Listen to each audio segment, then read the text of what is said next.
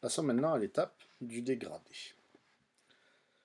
Je sélectionne le corps de mon personnage et je vais utiliser l'outil dégradé. Donc ce sont ici tous les outils de couleur. Ça c'est l'outil dégradé de forme, la pipette qui nous permet de récupérer les couleurs et le pot de peinture pour remplir des zones complètes avec une couleur unie.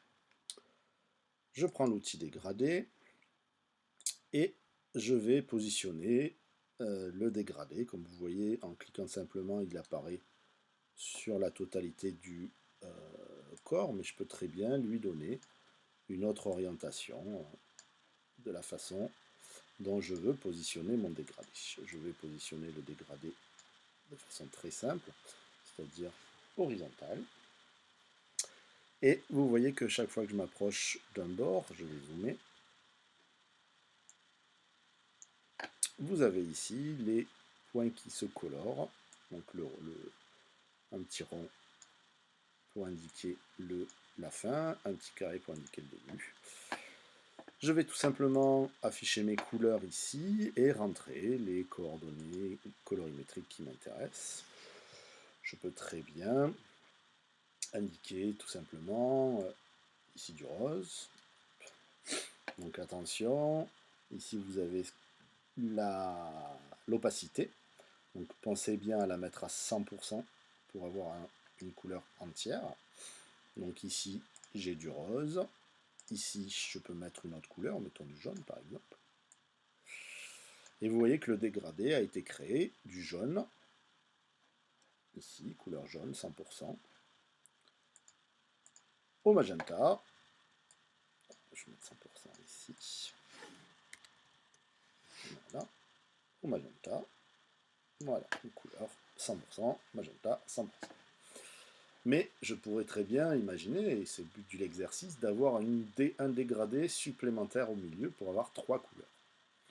Tout simplement, je me positionne à l'endroit où je vais avoir une troisième couleur et je fais un simple double clic à l'intérieur. Vous voyez, quand j'ai fait un double clic, est apparu un nouveau point.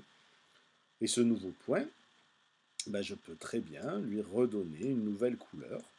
Par exemple, je pourrais très bien décider d'avoir du vert au milieu, du bleu par exemple, du cyan, excusez-moi. Donc on a un dégradé arc-en-ciel qui se crée. Ce n'est pas le but de l'exercice. Le but de l'exercice, c'est d'avoir du gris 20% de chaque côté et au centre un gris plus sombre. Donc je vais le faire. Je vais positionner ici un gris à 60%.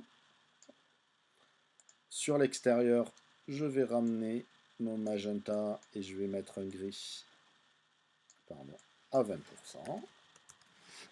Et de la même façon, vous voyez, j'ai cliqué, ça devient bleu ici, qui m'indique que ma couleur, je peux la modifier. Je vais ramener ici aussi une couleur à 20%. J'ai donc un robot avec un dégradé au centre, plus sombre, plus clair, qui donne la même couleur et qui va permettre d'avoir cet effet d'arrondi. Il ne me reste plus qu'à colorer le casque.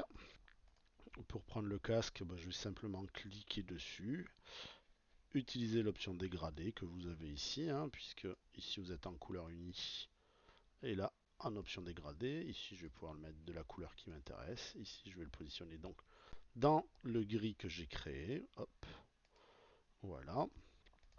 Le bras, je vais le laisser puisque le dégradé fait que il est ici. Attention, pensez bien que votre bras est groupé, donc si vous changez la couleur, c'est l'objet en entier qui va changer. Donc si vous voulez changer uniquement le bras, vous allez sélectionner uniquement l'objet. D'accord, on va le mettre en gris clair comme il était, on ne va pas le toucher pour pouvoir garder l'uniformité du robot. Je vais donc maintenant créer les petits boutons qu'il a ici de façon très simple, ainsi que le texte qui vient se positionner sur sa bouche. Donc zoomons un peu sur le personnage. Hop. Je viens écrire la même chose, Ludo. en Arial Black. J'aurais pu très bien copier-coller celui qui existait déjà, hein.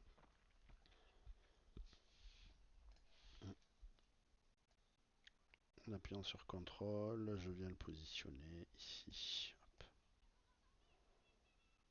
Voilà. Et je viens créer mes 3 objets. Donc, un carré.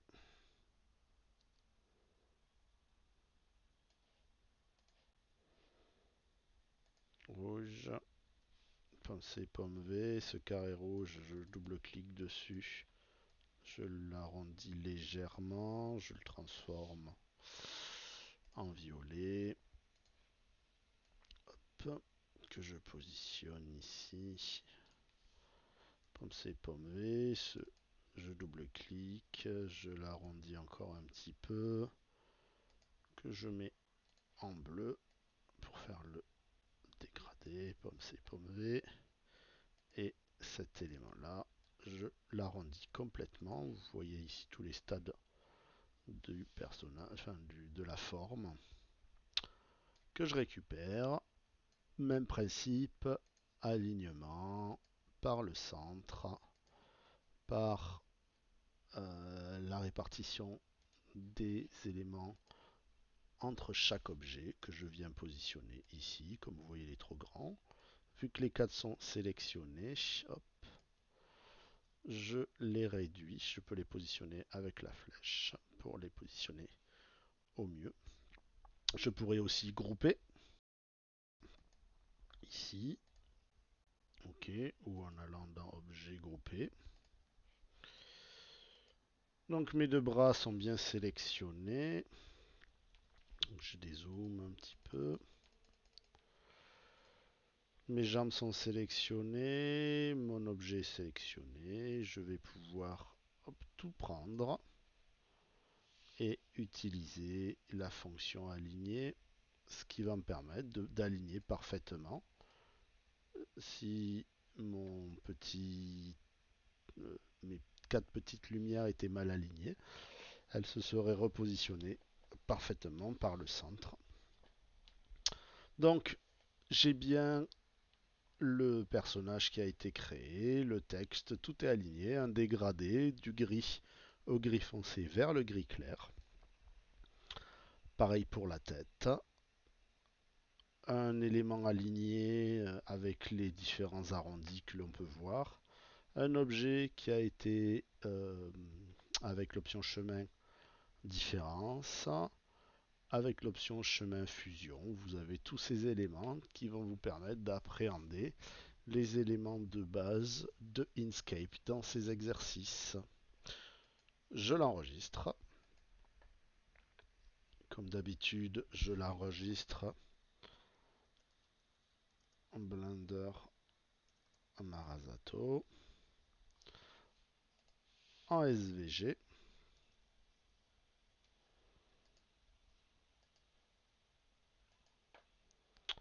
Et je n'oublie pas de faire aussi une version en PDF qui est lisible par tous les types de logiciels, enfin surtout d'ordinateurs. Voilà, grâce à ces 2 exercices, j'ai vu toutes les fonctions de base d'Inkscape sur l'association, l'alignement et la création d'objets vectoriels simples.